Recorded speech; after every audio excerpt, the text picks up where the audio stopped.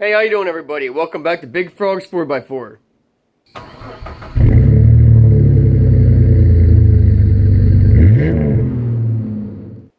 Today I'm going to teach you how to put a Pitman arm on a 2001 Chevy 1500 4-wheel drive. Start by removing the aluminum skid plate. They're 15mm 4 bolts.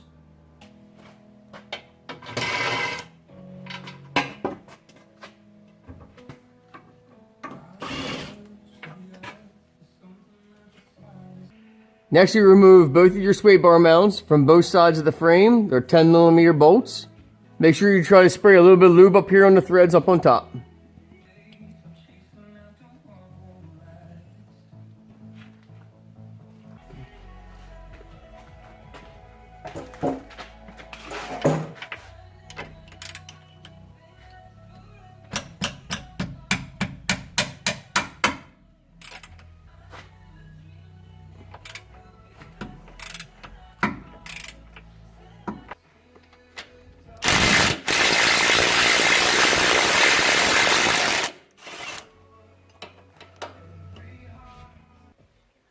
Alright, once you have those out, then your sway bar will be loose and it'll be dropped down out of the way.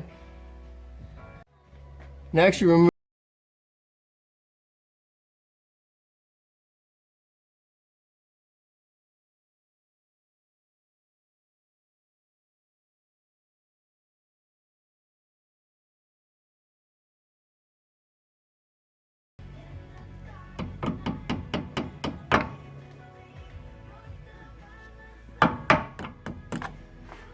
Next, you want to remove the nut. It's a 19mm.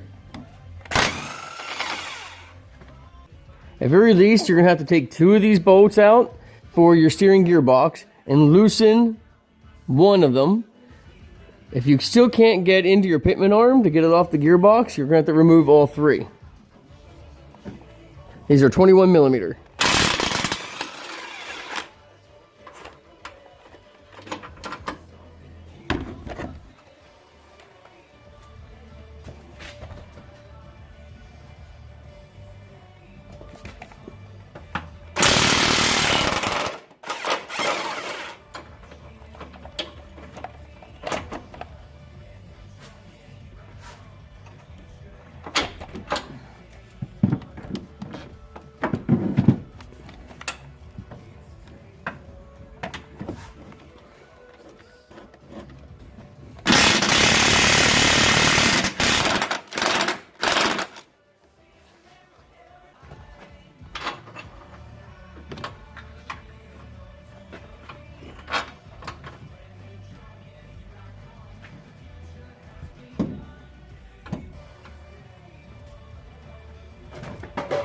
Alright, in this case, it's just easier to take all 3 bolts out and move that down and have full access to the whole gearbox. Don't pull too far because you don't want to disengage the steering shaft on top of the box or stretch any or hurt any of the lines going to the box. You can rent these pullers from your auto parts store when you buy your parts, your Pitman arm puller and the puller, or you can get these at Harbor Freight or on Amazon. I'll find a link below for this tool set.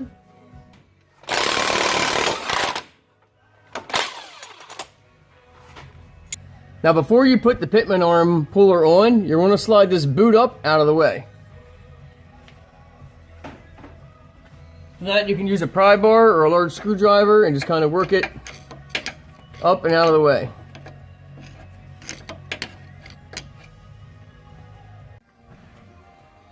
Alright, to get this bolt off the bottom of your Pitman arm, you need a 33mm or an 1 5/16 socket.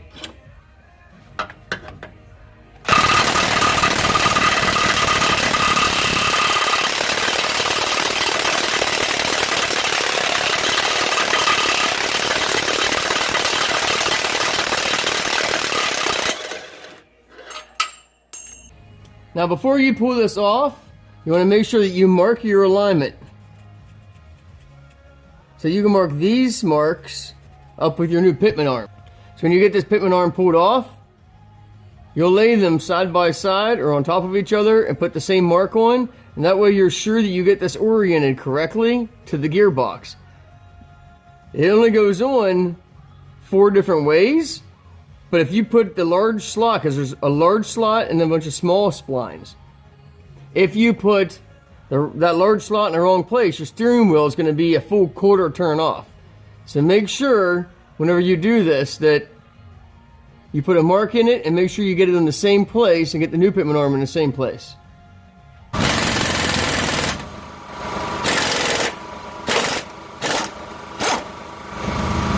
When you put this back on, your new Pitman arm will have a large spline, or some people call it a double spline section. And there you can see the wider slot right there, and then it slides up on. Then you reinstall your lock nut and your washer. And you just run this up on with an impact gun or a ratchet until this stops.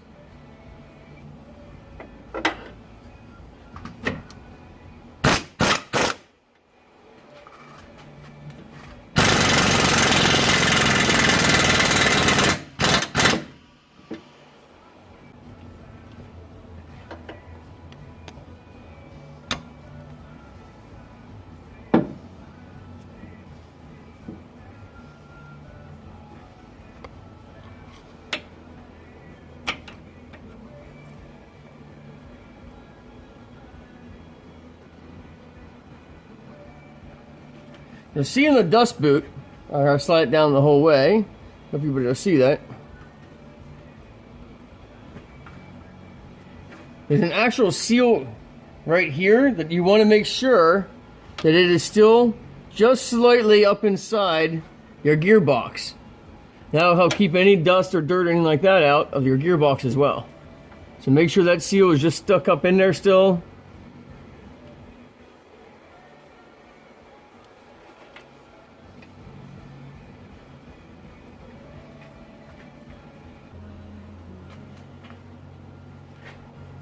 Now pick your gearbox up and reposition the other joint into your steer arm and just put the nut on loose.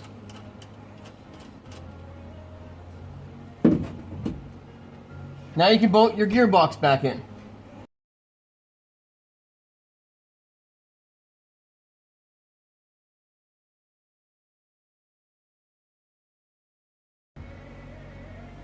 Alright, to get your bolts started to line up, you may have to wiggle the tire back and forth. You see how it changes the angle of the gearbox?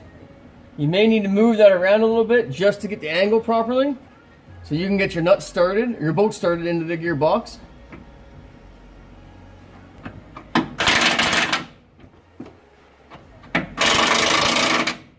I like to work my way just back and forth a little bit, just so it doesn't bind up anything else.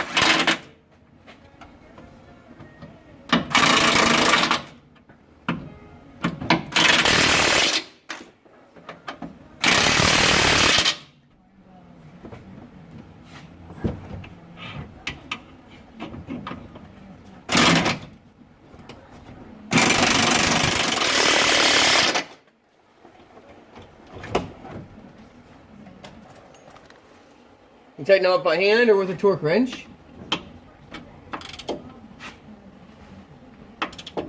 Right. A lot of professionals will tell you not to run these on with an impact, which is true. You don't want your final tightness with an impact, but you can run it up until it's snug and then do your final tightening by hand. The new nut is a 22 millimeter.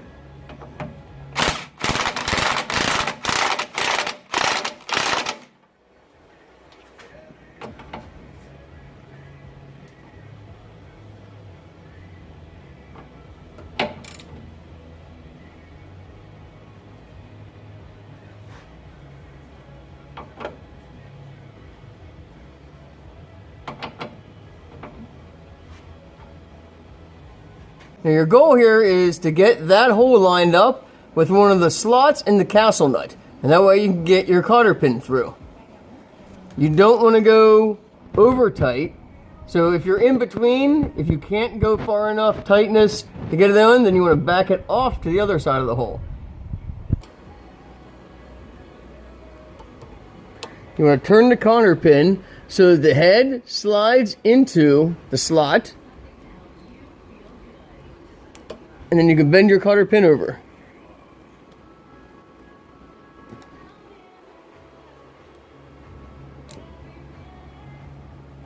Now you can reinstall your sway bar and put your skid plate back on. And now make sure you get an alignment done. Anytime you do steering suspension work, make sure you have an alignment done afterwards. Here's a little tip for you on grease zerks. You can take a piece of paper and ball it up, and then put your grease zerk into the socket.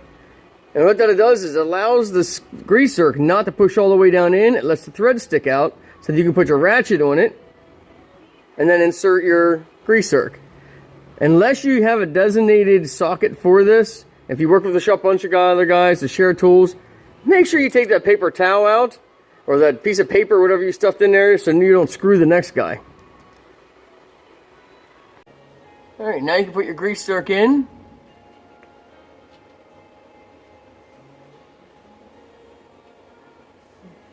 Screw it in by hand, and then tighten it up with a ratchet.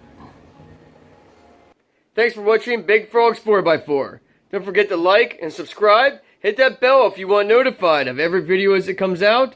And as always, God bless.